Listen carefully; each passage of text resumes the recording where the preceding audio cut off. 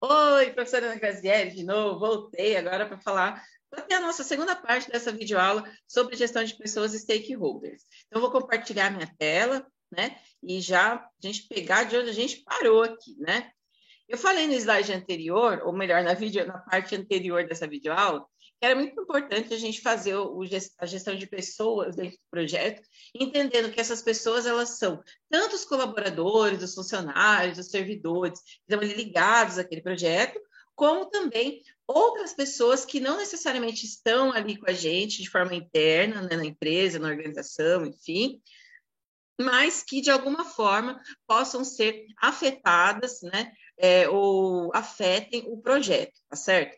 E aí a gente deu o nome aí para essas pessoas de stakeholder. Não foi o nome que eu dei, mas é o nome que a literatura traz e que identifica as partes interessadas. Então, para a gente fazer um processo correto aí, né, de gestão de stakeholders dentro do projeto, a gente pode tomar alguns passos aí. Então, quais são esses passos? Primeiro, identificar as partes interessadas. Então, quem são essas partes interessadas? Eu dei vários exemplos na parte anterior do vídeo, mas podem, inclusive, haver outros aí que a gente nem saiba, dependendo do projeto. Então, a primeira parte, identificar as partes interessadas. Segunda, planejar a gestão das partes interessadas. Então, como é que eu vou me relacionar com essas partes interessadas? Que mecanismos eu vou utilizar? Depois, gerenciar o engajamento. A gente entende que na literatura, né, se coloca muito isso, que na medida em que os stakeholders, quanto mais eles estiverem engajados ao projeto, mais contribuições eles têm a dar, ou seja, maior valor o projeto consegue entregar. Quanto menos engajados eles estiverem, a tendência a ter problema é um pouco maior. Então, é muito importante a gente gerenciar o engajamento, ou seja, a gente desempenhar ações para que cada vez mais os stakeholders eles estejam dentro do projeto de forma, de fato, propositiva, contribuindo para a execução do projeto. E numa quarta etapa, controlar o engajamento, ou seja, a gente sempre está ali olhando o que está acontecendo, monitorando. De repente, se um desses stakeholders ele começa a falar algumas coisas que não, de repente, não estão agregando valor para o projeto, ou se ele de repente some, né? Se a gente manda informação, ele não retorna. Então, é importante estar aí com as anteninhas ligadas para saber como está indo esse engajamento, tá bom? Então, vamos falar um pouquinho aí de cada uma dessas etapas, então. Primeira coisa, identificação. A gente precisa identificar quem são esses stakeholders, do ponto de vista, primeiro, se eles são stakeholders primários ou não. O que é um stakeholder primário? É um stakeholder que está diretamente ligado ao projeto. Então, por exemplo, um cliente, um fornecedor, se a gente está falando de um projeto que envolve uma obra, né? Construção de uma casa, construção de um viaduto, uma obra, né? Seja ela o tamanho que for, a gente precisa pensar aí nos vizinhos, a gente precisa pensar no setor público, como que de repente, eu preciso envolver esses elementos do setor público, de repente, uma empresa que fornece energia, eu vou fazer um furo aqui no meio da rua, aí, de repente, eu pego uma tubulação de gás, né? Então, precisa identificar esses que têm uma relação direta com o projeto e os que têm relação mais indireta, como, por exemplo, a mídia. A mídia é um stakeholder super importante, mas assim, depende muito do projeto, né? Mas é muito mais comum você ver a mídia como stakeholder não primário, ou seja, ela não está atuando diretamente ali no projeto, como, por exemplo, um fornecedor, um cliente, um vizinho, né? Mas ela está veiculando informações. Então, dependendo da informação que ela veicula, você vai ter aí efeitos nos seus projetos, né? Com certeza. Então, a mídia, apesar de não ser primária, é um stakeholder muito importante, mas precisa ser identificada, né? Então, que tipo de informação esses stakeholders precisam? Então, para cada um deles, a gente precisa entender assim, o que o vizinho, por exemplo, precisa saber, o que o fornecedor precisa saber, o que o cliente precisa saber, o que a mídia precisa saber, o que o órgão público precisa saber. Então, a gente precisa fazer esse mapeamento também. E como é que a gente vai fazer para informar todo mundo? Então, que mídia que eu vou utilizar, que tecnologia eu vou utilizar para mandar informação para o vizinho da obra? Como que eu vou informar o fornecedor? Como que eu vou informar o cliente? Eu preciso, então, definir quais serão esses meios de comunicação que serão utilizados para levar a informação, certo?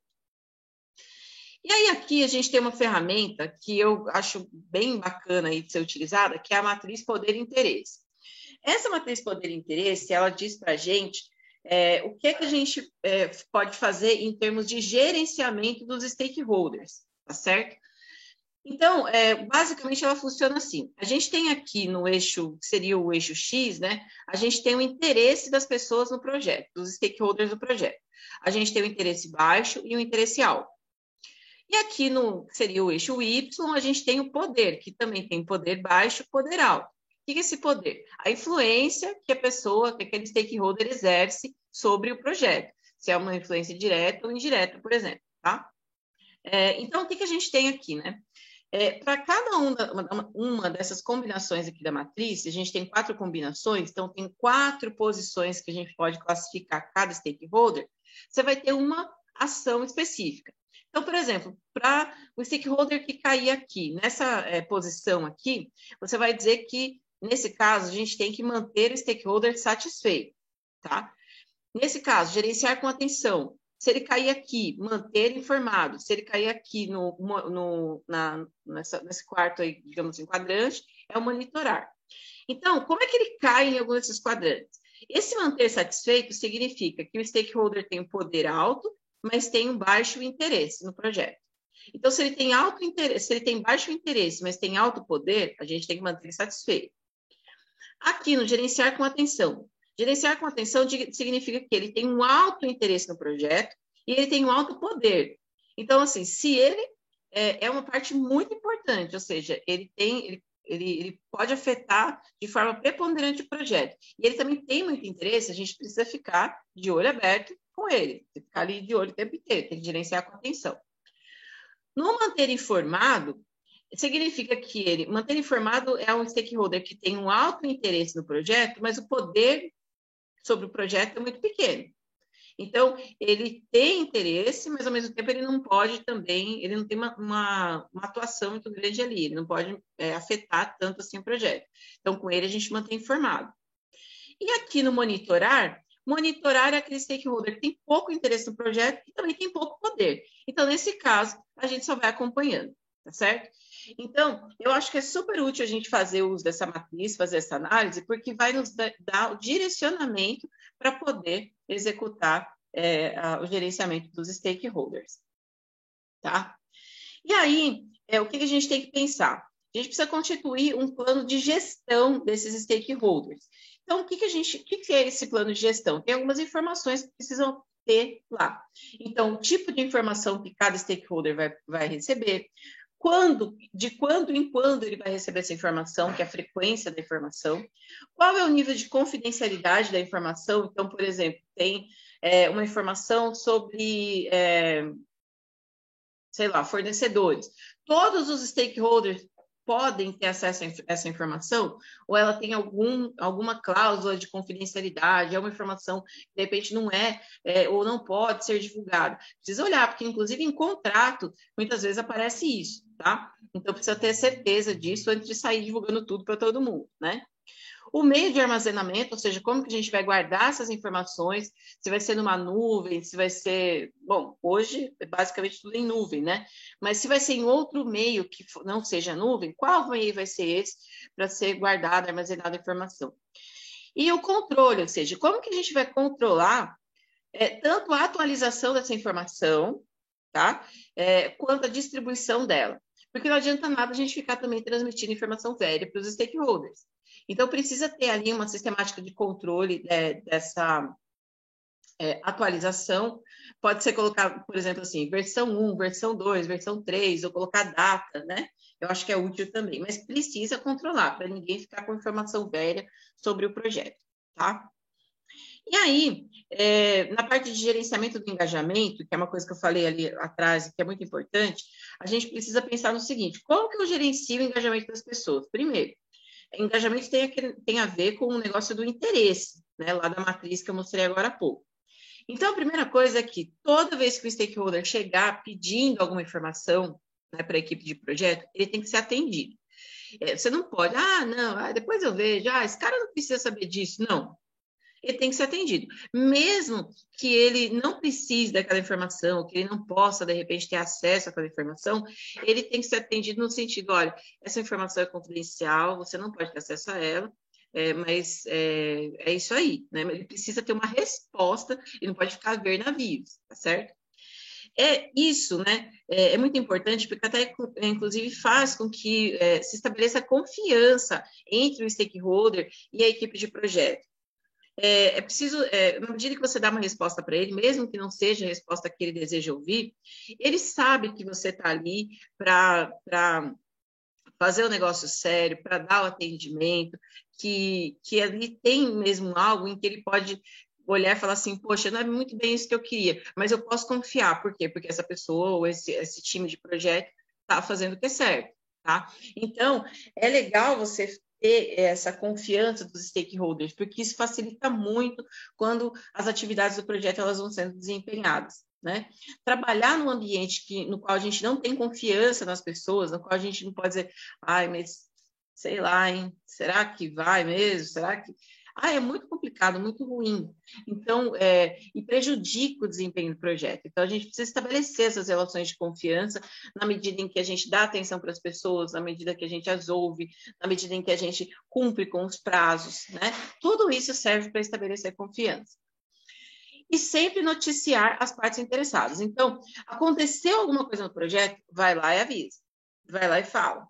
Porque na medida em que a gente, de repente, as coisas vão acontecendo, a gente não vai noticiando os stakeholders, vai criando neles justamente a sensação contrária à confiança. Você vai dizendo ali que vai tendo uma desconfiança, né? Então, ele vai dizer, poxa, mas quando você vê, por que não me falaram nada? Por que estão escondendo essa informação? Por quê? Né? Então, é muito importante. Aconteceu, certo ou errado, vai lá e informa. Né? Porque isso embasa nos bons relacionamentos e faz com que o engajamento seja maior dentro do projeto também. E aí, eu coloquei ali lá no início aí dessa parte aqui da videoaula, sobre a importância da gente controlar o engajamento das pessoas. Então, tentar entender como é que está esse engajamento. A gente está fazendo um monte de coisa, a gente está lá informando, a gente está lá reportando, a gente está lá contando com as pessoas, mas isso está surtindo efeito? As pessoas elas estão, de fato, engajadas no projeto? Então, o que a gente pode fazer? Construir mais uma matrizinha para ver isso, né? Avaliar o nível de engajamento dos stakeholders. Então, como que eles estão se comportando? Então, aqui a gente tem um exemplo dessa matriz, né? E na primeira coluna você pode colocar os nomes dos stakeholders, por exemplo, mídia, vizinho, fornecedor X, fornecedor Y, cliente, né? E aí você avaliar qual é o comportamento desse stakeholder em relação ao seu projeto. Se é um stakeholder que está meio alheio ao seu projeto, que ele é meio resistente às questões que são colocadas, se ele está neutro, ou seja, ele não assume nenhuma posição nem outra, né? Neutro é diferente de alheio, né? Presta atenção nisso, né? O solidário, que é aquele que está ali sempre se colocando no lugar também da equipe de projeto, está assumindo as responsabilidades junto, está tentando entender, ou se ele é direcionador, no sentido mesmo de indicar, né, caminhos, indicar processos, indicar mudanças, no sentido de contribuir mesmo, tá certo? Então, eu acho que cada um destes perfis nos ajuda também a gerenciar esses stakeholders. Porque na medida em que eu identifico, por exemplo, que o meu cliente, ele está, vamos dizer, né, alheio ao projeto, nossa, acende todas as luzes de emergência. Porque um cliente alheio a um projeto é complicado, né? Como que a gente vai entregar alguma coisa para alguém que não está assim, não tá preocupado com o negócio? Não dá, né? Então, é muito importante entender aí quais são todos esses engajamentos que cada um dos nossos stakeholders possui. E aí fica essa dica, então, de você fazer essa matrizinha, tá bom? Então, com uma matriz, a gente vai conseguir, de fato, monitorar esses relacionamentos, então, entender como que cada stakeholder está se relacionando com a equipe de projeto, com o projeto. Aí a gente vai conseguir também registrar essas informações. É muito importante fazer esse registro, por quê? Porque o stakeholder ele pode estar neutro hoje, mas amanhã ele assumiu uma ou outra posição. Então, a gente precisa saber disso também. Por quê? Porque isso também conta para direcionar as nossas estratégias de engajamento, né? e registrar as lições aprendidas. Porque toda vez que a gente tem ali um relacionamento com os stakeholders, é uma coisa muito, muito rica que vem ali, né? Muitas coisas a equipe de projeto tão focada ali no negócio, que não consegue ver as coisas que estão acontecendo ali em volta. E aí os stakeholders vêm e dão isso para a gente, eles vão trazendo isso para a gente. Então, a gente também aprende com eles. De repente o cara vira e fala para você, putz, mas está fazendo isso aqui, por que você faz assim que é mais simples, né? Então, isso daí é o que a gente chama de lição aprendida, ou seja, coisas que nós fizemos ao longo do projeto, que de repente poderiam ter um outro desempenho se a gente tivesse feito de outro jeito, coisas que a gente estava planejando fazer de uma forma, mas que a gente revisitou, que a gente reviu, né? Que a gente aprendeu. Né? Então, isso é muito bacana e muito importante da gente ter um processo aí de gerenciamento dos stakeholders, tá certo? Então, eu acho que isso daí dá uma ideia para a gente bastante importante de como que a gente precisa se preocupar com esse gerenciamento de pessoas, sejam eles da equipe de projetos como os stakeholders, e como isso afeta o desempenho dos nossos projetos, tá certo? Bom, então acho que por hoje era isso aí. Fica aí com o meu abraço virtual para você, um desejo de bons estudos e qualquer coisa, me chama aí no WhatsApp ou me manda um e-mail, que a gente está aqui para tirar dúvida, tá bom? Um abração para você e até a próxima. Tchau!